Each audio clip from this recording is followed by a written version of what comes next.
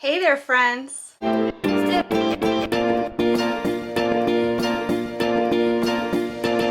My name is Desiree, aka Momma Friendly, and I'm trying something a little different this year when it comes to our homeschooling. All of the main information is going to be found in the very first video of this series, which I'll link up here in case you've missed it. But the Cliffs Notes version is that I've been homeschooling my son his entire life. He's 9 years old and on the autism spectrum. He has nonverbal autism along with a few other medical diagnoses. My son also has a complete and absolute undying love for all things Disney, much like his mama. So this year I thought it would be fun to give our unit studies a little bit of a Disney twist. So every 2 weeks this year we're going to start a new unit study based on a Disney ride, movie, character, etc. We're going to be doing our academic work around that theme, but also at least one cooking activity and at least one art activity. So in these videos, I want to show you guys some of the things that we do to fit the theme, and I have a Pinterest board pertaining to each of the themes. And so along with every single one of these videos, there's going to be a link in the description box to that particular theme's Pinterest board. So make sure that you check those out because I am only showing you some of the things that we're getting into every week, but the board is going to have more activities and also activities for kids of different ages and different abilities. So with all that being said, let's get into our theme.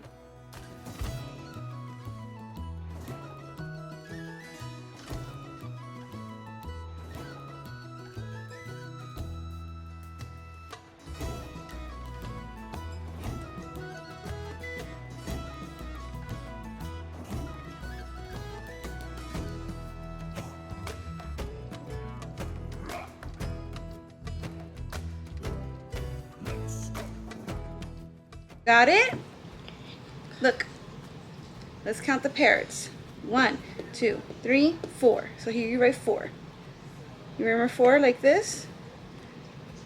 Whoa, 4. Yeah, and now look, this one, the maps, 1, 2, 3. Can you write 3? Like this. 3, whoa! Okay, now let's count all of them. Count everything together. 1, 2, 3, 4, 5, 6, 7. So we'll write 7 on the end. It's because 4 plus 3 equals 7. You got it? Yeah? So for our art activity this week, I just took some grocery bag and I cut out a piece of it, cut it in half, and traced a half circle onto it. So I'm going to help my son cut it out, and that way we'll have 2 symmetrical, perfect half circles. After this is complete, we're going to take a hole puncher and we're going to punch holes in the entire half circle part of it. We're using a shoelace. You could use thread and needle if you have it, but I figured a shoelace would work well because it has the harder tip to help it get through the holes. But we essentially sewed a pirate ship out of just leftover grocery bag and shoelace, and my son was really into the cutting. He didn't even realize he was doing fine motor practice, which he usually hates, so it was a fun win-win for everybody.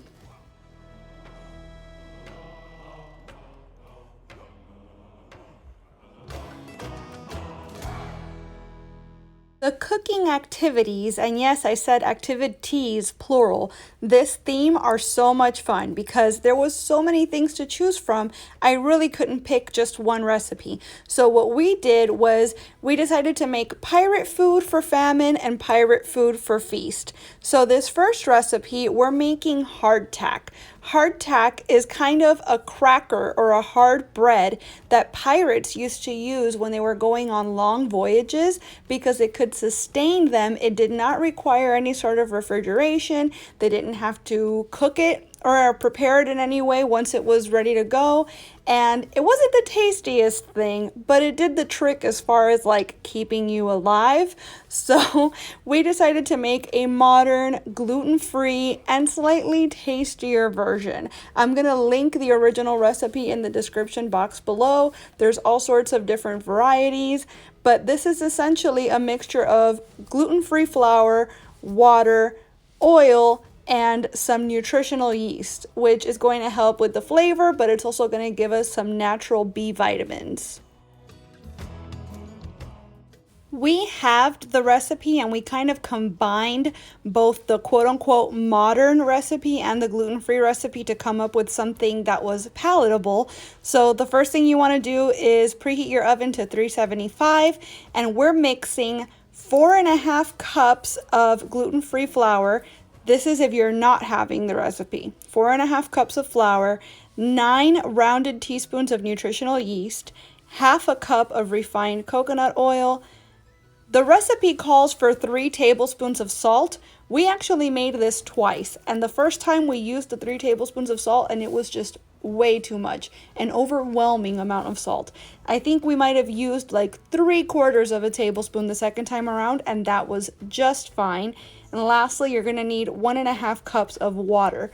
So you're going to mix all of your dry ingredients, the flour, the nutritional yeast, then you're going to mush in the coconut oil, and lastly, mix in the water a little bit at a time until it comes together and forms a dough. At that point, you want to roll it out until it's about 1 inch thick, which is very thick. Remember that this is not a cracker per se, so it is going to be quite thick if you're going for the traditional hardtack situation. We did roll ours out a little thinner because we wanted it to be easier to eat.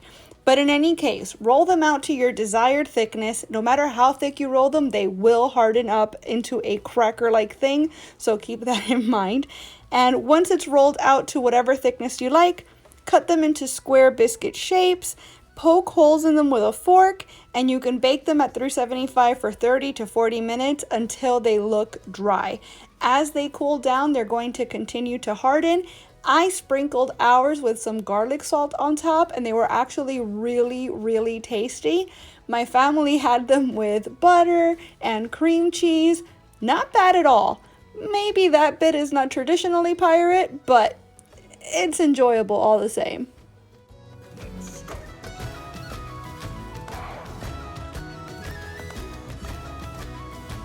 So I tried to find a book that was the official Disney book of Pirates of the Caribbean, because they actually made a book based exclusively and completely on the ride, and the one copy I found was like $80. So once again, reading IQ to the rescue. I wish I had a promo code for you guys, but it's very affordable. I think it's about $29 for a year of access, and you can have multiple children on the same account and the price doesn't change. So this in particular is a comic book of the Black Pearl, which is the very first of the Pirates of the Caribbean movies. So this is kind of fun for older kiddos, and I believe there's one other book on here that's Pirates of the Caribbean themed that might be for younger kids. So came through in a pinch and I didn't have to spend $90 on one book for the lesson.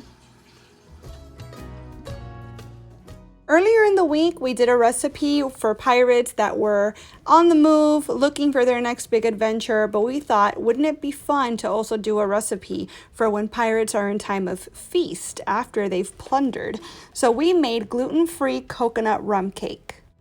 As always, I'll have the original recipe linked below, but we used 2 cups of gluten-free flour, 4 large eggs, 2 cups of shredded unsweetened coconut, 2 cups of sugar, half a cup of coconut oil, 1 can of coconut milk, half a tablespoon of rum extract, a teaspoon of baking powder, and a teaspoon of vanilla. First things first, we're preheating our oven to 350, and we are thoroughly greasing our bundt pan. Not that it makes much difference, as you're about to see, but yeah, we're gonna set that aside and we're gonna start with our cake batter. So first things first, we're going to cream together our dairy-free butter, or coconut oil in our case, and our sugar until it's a fluffy consistency. So again, that's half a cup of dairy-free butter or coconut oil and 2 cups of sugar.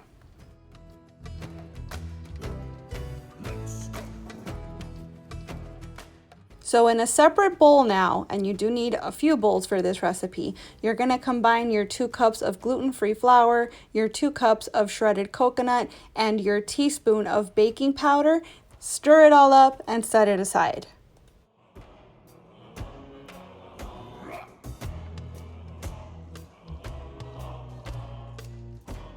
In a third and final bowl, you're going to crack your 4 eggs, pour in your can of coconut milk, and mix in your half tablespoon of rum extract and your teaspoon of vanilla. Feel free to play around with that as you will. I rarely measure my extracts. I just kind of measure with my heart. And you might want a stronger rum flavor or maybe not so much and you'd prefer a little more vanilla. Just go with your gut on that.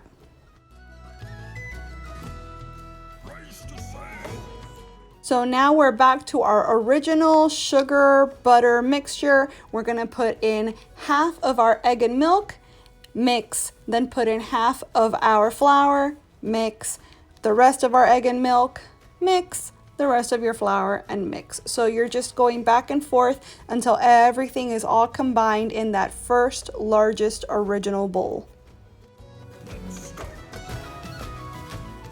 Now that that's all been mixed together, I like to let it sit for about a couple minutes just to make sure that the coconut has a chance to absorb all of the wet ingredients. And then I poured everything into my bundt pan, smooth out the top because however you leave it is how it's going to stay, and go ahead and bake it in the oven for 40-50 minutes until your cake is golden. I let the cake cool for 10 minutes as the directions indicate, but my bundt pan simply refused to let go.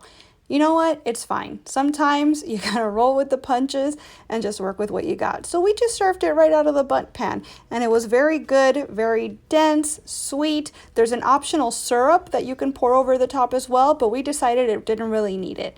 Really, really good. Highly recommend. We'll be making this again. Alright pals, so as usual I want to show you all of the different places all around the world where you can get your Pirates of the Caribbean fill in the Disney parks, in the Disney resort areas, and so on. And there's loads and loads of Pirates of the Caribbean stuff all over the place. So I'm gonna have a playlist in the description box of this video that shows you guys all of the different videos I've compiled from the different rides and attractions that I've found. If I missed any, let me know in the comments and I'll do my best to find an example of that so that I can add it to the playlist.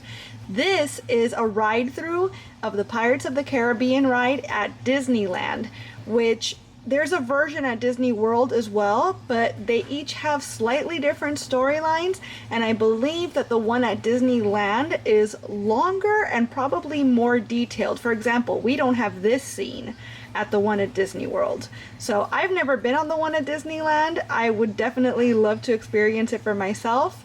But if you, like me, haven't gotten to see it in person yet, you can get the next best experience with this ride-through video. This video now is the Walt Disney World version of the ride. This one I have loads and loads of experience with. It's one of our favorites. And like I said, it's very similar to the one at Disneyland, but a little different. This one's a little shorter. The whole bayou scene is missing, but it's nostalgic for me. This is one of my favorite rides ever. It's changed a lot since I first rode it. For example, this scene that we're coming up on now with the redhead used to be extremely different, and there was a lot of controversy when they decided to change it. But you know, things have to evolve with the times. And yeah, if you want to see this ride through, that will be in the playlist as well. So this is the version at Shanghai Disneyland. I can't imagine what the differences are because I've never been to Shanghai. I'd love to hear from you if you're one of the lucky people that has experienced all three, so you can tell me exactly where they all differ. But again, ride through is available on video. Now, I'm not sure if this is still going on these days because, you know, COVID and everything, but there used to be a scavenger hunt that you could sign up for at Walt Disney World at the Magic Kingdom, where you'd get a map and you looked around the park for different things. There's also an experience where you can dress up as a pirate, so that could be extra fun because you have your kiddos dress up at the Bibbidi Bobbidi Boutique, and then you come over here and sign up at this post, which is between Adventureland and Frontierland. They give you that map, you look for everything that you're meant to look for, and when you come back, you get a free fast pass for any ride in the park. So it's a pretty cool prize, it's a free experience.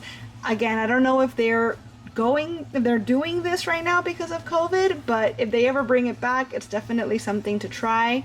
If you're trying to entertain your kiddos during the day, maybe between rides or whatever, it's just something cool to experience for free. And speaking of free experiences, this is a Tim Tracker video. I couldn't find anything else online for this, but again, maybe it's going on right now. I'm not sure because of COVID, but this was something called the Pirates and Pals Fireworks Voyage Cruise.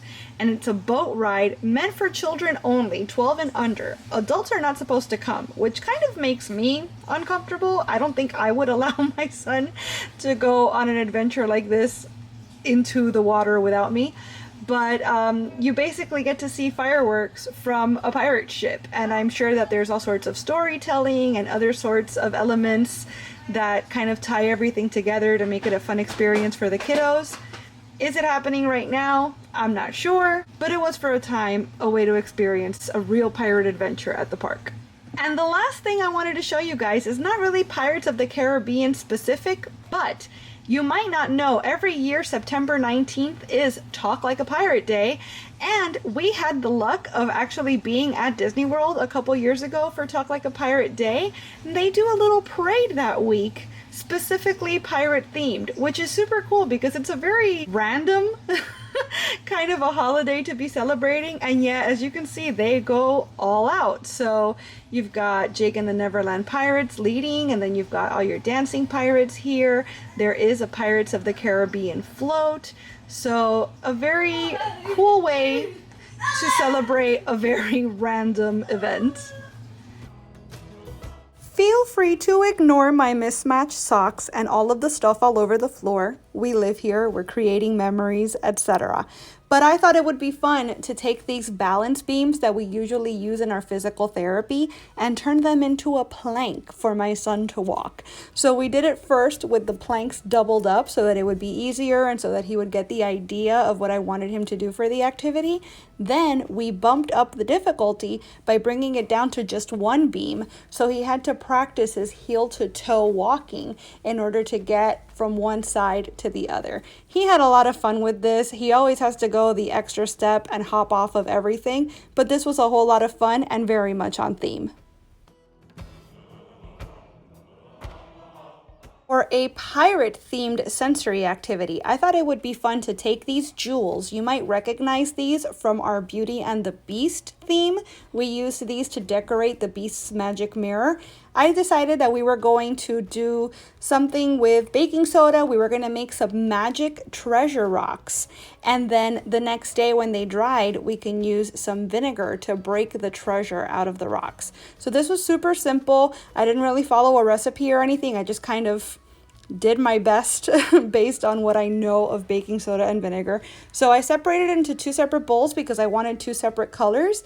And I just kind of added enough water where the baking soda became sort of a paste. I also added different food colorings to each kind. So you could do as many colors as you want, as many bowls as you have. And once it got a little pasty, I took one of the jewels and put it inside and just kind of made a ball and clumped them together and left them on a plate overnight.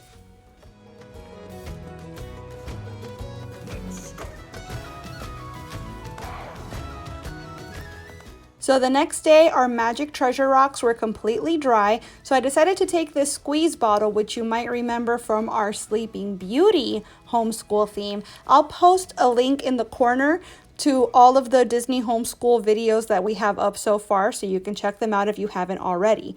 But we just threw some vinegar onto the magic rocks and lo and behold, magic, fizzing, our jewels were inside. My son was a little apprehensive about touching all the fizzing stuff, and probably the smell wasn't the most appealing thing, so we ended up getting tweezers and using tweezers to get the jewels out. That was a lot of fun, another great way to practice fine motor control, so overall a success. Ta-da! Look, what is this in here? Wow, look, we've got jewels in these rocks. That's amazing. You want to get this one out? Look, you can see it. It's right here. Here. Go ahead. You got it. Get the jewel out, please. Here. Should I help you? You go like that and squeeze. Whoa! Look at that jewel. It's a green jewel. That's so cool. U and T. Do you see any of them? There's T. Good job. Yeah. Whoa. Good hunting. Okay. I see U. Do you see U? Look right there. Let's get that U. All right. Good. All right, friends. That's gonna do it for our Pirates of the Caribbean theme. Okay, sorry about that. That's as close to an eye patch as I could muster up on such short notice. Anyways, yeah, that's gonna do it for our theme this time. What I really loved about the Pirates of the Caribbean theme is that there were so many resources, so many activities. We got to do 2 different recipes even. There are so many toys and pretend play possibilities when it comes to pirates. This really was one of the easiest ones for me to set up as the momjucator. And my son had a great time with everything because the activities were so varied and, well, so many. This is also a great theme for kind of extrapolating past the movies and rides and whatnot and actually learning about pirates as a concept, as a culture, the different countries that pirates have affected throughout the years, the fact that we still have modern day pirates. There's just so much that you can unfold and develop through this theme. Definitely one of my favorites so far. What was your favorite activity that we did? And is there anyone in particular that you're looking forward to doing with your own kiddos? Let me know about it in the comments. And if you do any of these activities, I would love for you to tag me on Instagram in either a photo or a video so that I can see and maybe even share it. Remember, I always post a link in the description box of every one of my Disney homeschool videos that leads to a Pinterest board that pertains to the theme. And even though we're done with the theme for now, I'm constantly adding new things as they pop up. So there's gonna always be new activities, new recipes, new art projects, etc. as it pertains to each theme. The boards are constantly evolving, and I try my best to make sure to always include things that are suitable for kiddos of all ages and all abilities. I have pretty much all the themes in mind for the rest of the year. Remember, we're homeschoolers, right? So school years are relative to us. We're gonna basically ride this till the wheels fall off. But if there's any particular ride, character, movie that we haven't done yet and you'd like to see us try, let me know that in the comments too. I want to thank you so much for watching this video. I really hope you enjoyed it, and if you did, I hope you'll please give it a big thumbs up. I'd also love it if you would subscribe and click that notification bell because I post at least 3 times a week and I wouldn't want you to miss a minute. Thanks so much again for watching, me hearties. Bye!